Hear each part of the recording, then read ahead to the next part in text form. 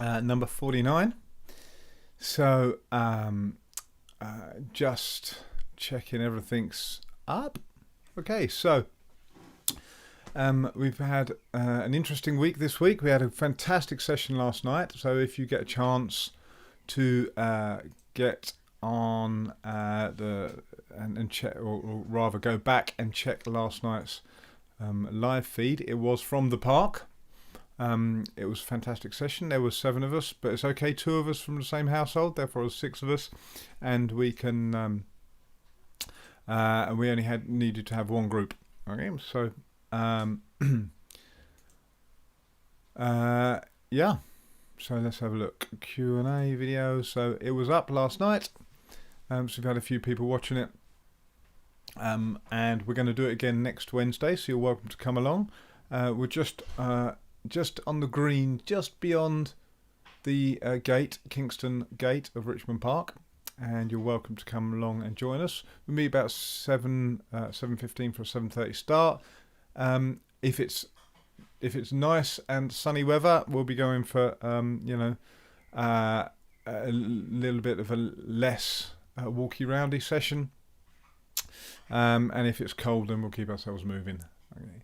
So what we did last night, we did a zany walk, which I've been through over in these live feeds. Fantastic exercise for people to be doing the zany walks. And the point of the zany walks is to kick in the dive reflexes. Okay, so the first dive reflex that we have, that the body really likes using, is the bradycardia, so slowing of the heart rate. So what we try and do is walk at a pace, or if you want to do it on a stationary bike, that's fine, where the heart rate is kept high, not fantastically high, maybe 100 beats per minute, and we are forcing it to stay that high by keeping moving and keeping exercising, keeping the heart rate high.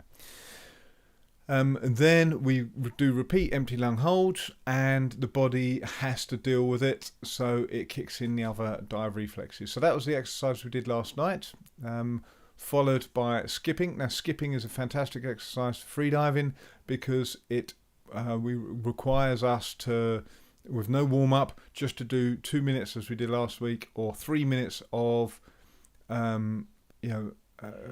cardio exercise from nothing. And it's an exercise where you can't cheat. If you don't jump over the rope, then you fall over. So it's a really good exercise that forces you to keep that exercise up. And we usually do 3 minutes. Last night we did 2 minutes, with the last 30 seconds being breath hold. Now I warn you now, if you give it a go, you're unlikely to do 30 seconds. It's quite tough, but it's a target for us to aim for. Okay, so it's 30 seconds, the last 30 seconds of a 3-minute skip. Okay. And then we did, we didn't see that last night, but we did it after the live feed finished. And what we did see was flatlining. So breath hold, walking in a line, throwing the frisbee across. Now the reason we do this is a bit of a randomizer. So if you just hold your breath and walk a certain distance, you can do it. Fine, that's brilliant. But then you add a random factor into it, throwing a frisbee, or in the pool it's a torpedo, and it breaks your routine. So you want to set yourself the challenge, so you get to the point where you know how much, how you can set yourself up so you can do a partial lung, and the walk will be, a challenge, not impossible, not easy. Okay, so you've got that challenge. You can set that kind of level for yourself, and then you add in the random factor, whether somebody could throw the frisbee to you, whether you've got to catch it, how you've got to pass it on to the next person, and the speed you're walking is determined by the group, not by you. So all these things kind of are out of your control, and how you deal with them is what the point of it. Okay? You're making a walk that is a challenge, not easy but not hard, but then you're adding non-perfectness to it.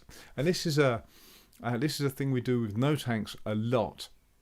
If you've ever been to a pool session, you'll know that our countdowns are never perfect.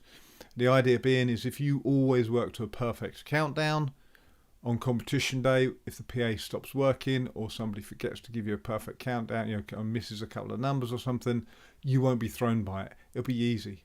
So we always have, it's not a ridiculously bad countdown, but it's never perfect, and everybody gets used to it not being perfect. Everybody gets used to it. And it just becomes, it's all right, it's 10-ish seconds to go, or 30 seconds-ish. Marcus might have to look in, especially if I'm on the side of the pool and I'm dealing with a couple of things. I'll say 30 seconds, and somebody will ask me, can I do this? Can I do that? And I'll be chatting to them. No, put your fins on, put that on, that's fine. Okay, 20 seconds, and that was the longest 10 seconds ever. Or, it might be a short 10 seconds. And we do that on purpose. Okay? And that's the same ethos behind the flatlining, that we mix it up with stuff. It's not perfect because the person next to you is not going to throw the torpedo in the pool or the frisbee perfectly, so you have to speed up, slow down, bend over to pick it up, etc., etc. And that's the bonus bit. The other thing we did with the flatlining, the other amazing thing with flatlining is learning to sleep. And I go on about this in the pool sessions a lot. And last night we did flatlining, and it genuinely fitted, and it struck me how pertinent that fact is. So you are walking along, and there was 4 of us in one group, 3 in the other group, so it wasn't a massive kind of group of people, which changes obviously the dynamics a bit. But as soon as I threw the frisbee, I could ignore it. I could, what we say, sleep. So I could just half close my eyes. Couldn't close my eyes fully. Obviously, I'm walking, or in the pool, I'm swimming. But I can metaphorically close my eyes. I can shut out a lot of information by half closing my eyes, dropping the shoulders, and just get on with my walk. I know that I've got a few paces before it went down. Say I was a group of 4, so it went across and then kind of came back. And in that time, I can sleep. And I have to wake up, deal with the frisbee, and then sleep again. And obviously, if you're in the middle of a group, if it's a group of 3, you're not going to get nearly as long sleep time. If you're on the end, you're going to get longer sleep time. And this is an essential skill for any apneist, anybody doing freediving. When you're taking photos, you want to get to the reef.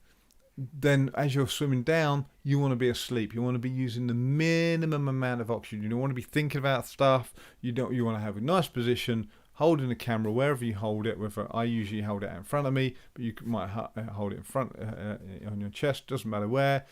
And you're in sleep mode. You just get into where you're going. Dum da dum da dum. Check. So everything's fine. Dum da dum da dum. Check. Everything's fine. Dum da dum da dum. Okay, I'm here. Then you have to do whatever you're going to do. Set the camera up, set the shot up, do your whatever you're going to do there. And then when you've said that's it, finished, you got to go back up to the surface, sleep.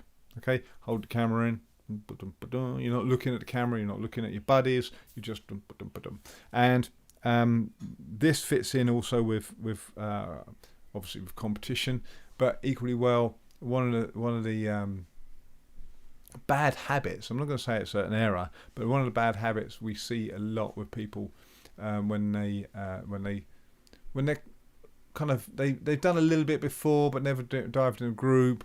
They tend to kind of wave at the safety diver or kind of give the okay to the safety diver, which is completely pointless exercise. You're swimming back, you're asleep. You may notice the safety diver, or the safety diver might give you a signal so you can hear them. It's fine. You just get on with it. Okay, you're in sleep mode, and the reason that you don't need to tell the safety diver that you're okay is the safety diver's only job is looking at you and making sure you're okay. That's all they care about. Okay? So they're just looking at you, and if you suddenly do something crazy, they're going to rescue you. They're going to help you out. If you ask for help, they're going to help you. You don't have to tell them you're okay. They are looking at you going, they're okay. You don't have to tell them that. And that's just a waste of effort, waste of your, kind of streamlining thought processes. Okay, and you see it quite a lot. People coming up from reasonable dives, hey, the camera or something. Dreadful bad habit to get into. Okay, you want to be in that sleep mode, and that all comes down to the flatlining that we did yesterday. Okay, it's a fantastic exercise to get us in that sleep awake mode. Okay, so what we're going to do tonight? Well, we're going to do a variation on a couple of exercises we've done in the past in these live sessions. We're going to do a constant weight dive. Now this is a variation of the visualization walks, as we've called them. We didn't do them as walks. We did them as just meditations. So we're doing them sitting in front of the computer like you are now, just listening, and we had a regular pulse, okay, that I was going through every step. Now, the first time I did it was quite simple. Second time I did it was a little bit more complex, like putting things in. And that pulse, you generally do it when you're walking, okay? So every time there's a pulse, you have to think of or voice the next step, okay? So whether it's a duck dive, whether it's first kick, second kick, release something, do something, and that as you add the pulse, forces you to be thinking about the next, to get the next thing in place. It has to be there. If it's not there and you stumble over it, doesn't matter. It's only a visualization, but you don't want to stumble over it because it will matter when you're doing a dive. Okay, you have to have the next thing ready. So we're going to do a variation of that tonight. We're going to do a constant weight dive, but I'm not going to have the pulse going. Okay, because a few people have mentioned to me about the that visualization. They said it was really good and there was a lot in it. So we're just going to do a meditation. Okay, we're going to do a breath hold, but I'm just going to talk you through a constant weight dive. Okay, and I would like you to try, if you can, to just imagine all the steps that I'm putting in place. Now they won't be regimented, okay? So I'll be explaining the points throughout a dive. The dive is going to be it's not going to be a long breath hold, okay? But it's going to be more than 30 seconds or so. So it doesn't matter if you don't make the breath hold; it's absolutely fine. Okay, you can just keep your eyes closed and just follow in your mind's eye the steps that we're talking through. But the breath hold is an option. Okay, if you're watching this after the event, you're watching it back, that's fine. As we did the other day, you can step it down to 3/4 speed, half speed, or even a quarter speed, and it will make the whole breath hold much longer. Okay, so I'm going to do a couple of these, and I say they're going to be long enough to do a breath hold for most of you, but you don't have to do a breath hold. But there are also going to be loads of detail in there about a constant weight dive. Okay, so I'm going to do we'll do 3 of them. Not hopefully, we will do 3 of them, and each one's going to be slightly different. I'm going to add extra little bits in. Okay, they're not going to be perfect. Okay, as same with the visual walks. They're not going to be perfect. There's going to be pieces missing, which I will discuss at the end, or let you kind of go away and watch and think, hey, that was missing. Okay, so without further ado, I'd like you to sit nice and straight, push your bum back into the chair. This is also acknowledgement of Junior said to me when we were diving in the lake earlier this week, because we went to the lake and we're going again on Saturday, hopefully. Incidentally, if you want to go to Gildenborough on Saturday, you've got to let us know today, because if we don't get enough people, it's just not worth going. So if you're thinking of coming up to Gildenborough, let us know, and we'll make a decision tomorrow. So if you're thinking, come and let us know. So anyway, Junior said that these exercises where we're actually there are fantastic because, and it's true, with all the goodwill in the world, you think, oh, I'll do it tomorrow, and you never do. But we're sitting here and we do it. So, he said, more of those exercises. So this is what we're going to do. Information with an exercise. So eyes closed. Nice soft breath. In through the nose and out through the nose. Eyes shut. Elbows heavy. Shoulders dropping. Crown the highest point of the head. And what I want you to think about right now, is how much weight is through your left buttock, how much weight is through the right buttock. Are they twisted slightly? So to do that, you'll have to physically move and put a little bit more weight on the left buttock. Physically move, put a little bit of weight on the right buttock, and then find that balance and see if you can balance it more, so the hips and the core muscles can relax a little bit more because you're more centered, pushing down into the chair.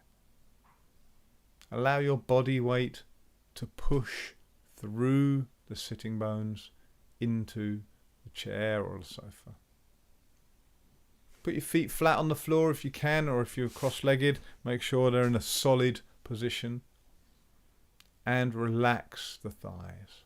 Feel the weight of your legs going through of your feet, or the legs if they're crossed, into the floor or the chair. Feel the weight of your legs. And that's separate from the weight of your body through the sitting bones. And breathe softly. And remember, if you want this to be a harder hold, switch the speed onto 3/4 speed or half speed. And everybody breathe out, breathe out, breathe out, and breathe in through the nose, nice and soft. 2, 3, 4. Fill in the belly.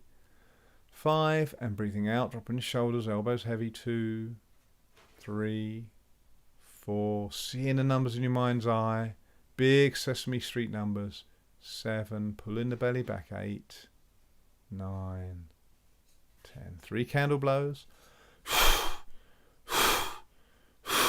Deep, soft breath in. And hold, drop the chin slightly, soften the eyes, but keep them closed. And you're on the top of the water, holding the buoy. And at this point, you lean forwards into the duck dive. The hands are out in front of you, bend in the middle, chin tucked in. Wait for a second, and then start kicking. One big kick to get you moving. And then another 2. Hand comes to the nose. You should have equalized already. First equalization was hands free. Then the second and third equalization's in there. You're up to about the 6th kick now. Keep the elbow tucked in on that equalizing hand. And move into the second phase of finning now. So the finning now is a perfect finning stroke. Beautiful movement, all from the hips. And now you can relax, and the finning is even softer. Keep that elbow tucked in on equalization. And you're just sinking. Don't sink in fast. We're nearly at the bottom now. You can lift your head, check where you are, tuck the chin in, hand on the nose, equalize, and stop. So you're hanging about just above the bottom of the water, the bottom of the sea. Look around. Enjoy the reef, and then start finning back up. Nice and steady. Nice and steady. Nice and steady. Hands are by your sides if you're doing stereo finning. Chin tucked in, eyes gazing forwards, through your eyelids. You can have your eyes closed on the actual dive. You can feel your buddies there, have a quick look. And you start floating up, relax, soften the kick in, and you break the surface, hold the buoy, deep breath in, deep breath in, deep breath in, and in real life you are breathing now at this point. Take the mask off in your mind's eye. Give the OK sign in your mind's eye. And say you're okay. Bring your breathing back to a normal pattern. So that was a nice dive, just to enjoy the being at the bottom of the ocean. Afterwards, after this session's finished, I want you to make some notes on that dive. What was the bottom of the sea like? What was your bottom of the sea? I'm not going to give you any ideas, but what did you see at the bottom? What was the ground made up of? What was it? Was there anything to see there? What was the colour of the water? So again, I'm going to do the same thing again. I'm going to try and attempt to do a breath hold for the time of the visualization. Doesn't matter if you don't make it. Doesn't matter if it's easy. That's fine. It's just a breath hold, listening to my voice and trying to imagine each part of the dive. Now this one, we've got a camera in our hand, so it's definitely going to be stereo finning. Can't do mono finning on this one.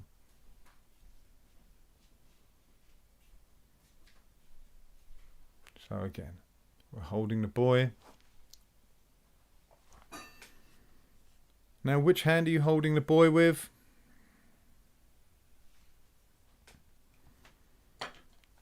Obviously, the other hand is holding the camera. There's no rope, so we've got to make sure that duck dive's good and straight, so we hit the bottom where we want to take the picture. Relax in your mind's eye the hand that's holding the camera. Let it hang in the water. Cameras are usually just a little bit heavy. And the other hand's holding the buoy. Eyes closed. In real life and in your mind's eye, your eyes are closed. And both in real life and in your mind's eye, you're breathing out, breathing out, breathing out. And you're breathing in very softly. 2, seeing the numbers 3, 4, filling the belly 5, breathing out, dropping the shoulders, elbows heavy 2, 3, 4, seeing the numbers, big Sesame Street numbers 8, 9, 10. 3 candle blows. Deep soft breath in, both in real life and in your mind's eye. And hold, lean forward so the camera and your hands out in front of you, and duck dive down. Wait for a few seconds for the fin tips to come under the surface and start kicking big kicks from the hips. Hands tucked in, holding the nose and equalizing. The other hand with the camera is out in front of you because it's a little bit heavy. It's helping you dive in a nice straight line. Finning. That's your 6th big kick, so we can drop it back to nice, soft, perfect kicks. Keep the elbow tucked in, equalizing. You might need to equalize the mask. And that's probably 4 or 5 kicks. So what we're going to do now is soften, relax, and just sink. So we don't need to fin at all. As we know we're approaching the bottom. In the corner of our eye or the top of our vision, we can see the bottom are approaching, and that's it. We lift the chin and that automatically drops the body, and we're at the bottom of the sea. We can take our photographs, just bring the camera up in front of us, a couple of photographs, that's all we need to do. And then we push off the bottom with the tops of our feet and start finning up. We're stereo finning, so our hands are beside ourselves. We're finning, driving from the hips. We want to get away from the bottom quite quickly. So that's our 6th kick. We're now into perfect kicks. Nice, even strokes in front of us and behind us. Just crack our eyes open. Just see our safety diver so we know we can start slowing down and we can start gliding towards the surface. Quick check, make sure the buoys are above us. And we stop finning completely, and we're going to hit the surface in 3, 2, 1. Break the surface, hand on the buoy, and breathe. And breathe. And breathe. Leave your mask on. You don't need to take your mask off. You've got a buoy in one hand and a camera in the other hand. You're just hanging on the buoy. Just chill, relax, soften everything. Now if you want to try and move your hand to move your mask in your mind's eye, that's fine, but you don't need to because it's a filming photography escapade.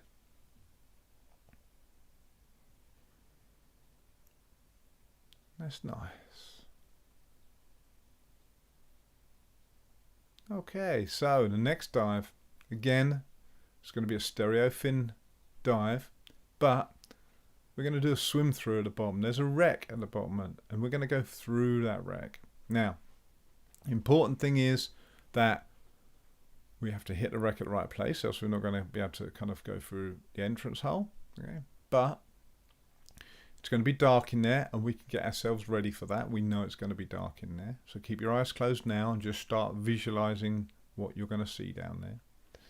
But the other thing is, we got to forget the wreck while we're doing the duck dive. Forget the wreck as we're kicking down. Okay? So we haven't got anything in our hands. We're going to be stereo finning down, swim through, out the exit, and back up. So I'm not going to tell you what the wreck is. You're already visualizing a wreck, but also visualize the entrance hole. Nice big entrance hole. I'm going to swim from the back of the boat, come out the front where there'll be a little hatch that's open. We've already checked it. We know it's open. And then we come back to the surface. Okay, so that's what the dive will be. We've planned it. We've told everybody what we're going to do. And everybody, in your mind's eye and in real life, breathe out, breathe out, breathe out, and breathing in, very soft, 2, silken thread, remember, 3, filling the belly, 4, 5, and breathing out, dropping the shoulders, elbows heavy, 2, 3, 4, 5, pulling the belly back, 6, 7, 8, 9, 10. 3 candle blows. Deep soft breath in, both in real life and in your imagination. Lean forwards, tuck the chin in and duck dive. You get the first equalization, sink down, fin tips are just underwater and we start finning. Big fin kicks. Tuck that elbow in for the equalization hand, the other hand's out in front of us to guide us. We're on about the 3rd, 4th, 5th big kick. We can soften the kicks. We're sinking a little bit quicker now so we don't have to fin as hard. Keep that chin tucked in. Equalize the mask. We're getting a bit deeper now so we can unpack if we want to unpack. And at this point, lift your head up. Make sure that we're on target. Tuck your chin back in. And we can stop finning now because we're sinking. We're about 3 seconds away from the wreck. 2, 1, and here we are. Check the entrance point, hands out in front of us, you don't need to equalize, and in we go. Super dark inside the wreck, but you can see the light coming from our exit point. So we're going in the back, so this is the living quarters, moving forwards, crystal clear. You can see it's dark, but you can see in black and white. We're going into the second room, into the front room where the hatch is, and we bend, twist, go through the hatch. We start going up at a slight diagonal, finning, big finning, diagonal heading towards the buoy. We're finning quite hard. That's the 6th big kick. We can slow down, hands dropped to our sides, and we slow down that finning. Big hip movement. We can start lining up again because we're right under the buoy now. And we start coming up, slower, buddy's there. And we're going to hit the surface in about 6 seconds so we can stop finning, start floating up. We're going to hit the surface in 3, 2, 1. Hit the surface, hold the buoy and breathe. And breathe. And breathe. And relax. relax. In your mind's eye, you can take your mask off. In your mind's eye, you can give the okay to your buddy. You can smile. Don't have to say anything. This is an enjoyment dive. Both hands on the buoy. Just enjoy, relive that dive again in your mind's eye. You're reliving that dive. And again, I'm going to ask you to write down some facts about that wreck. Keep your eyes closed right now as you're sitting in your room. Keep your eyes closed. But I'm going to ask you to make some notes in your diary about that dive. What was the wreck like? Where was the wreck? Was it in the same place as the first two dives? So we had the first dive, we just got to the bottom. Second dive, we took pictures. What were in the pictures? And the third dive, what was the boat? Where was the boat? And how was that dive? Just keep your eyes closed for a few more seconds. And smile just a little bit because you enjoyed that dive. Rub your hands together in front of you. So you feel the warmth in the palms. Cover your hands over your eyes. Open your eyes ever so slightly behind your hands. And slowly take the hands away.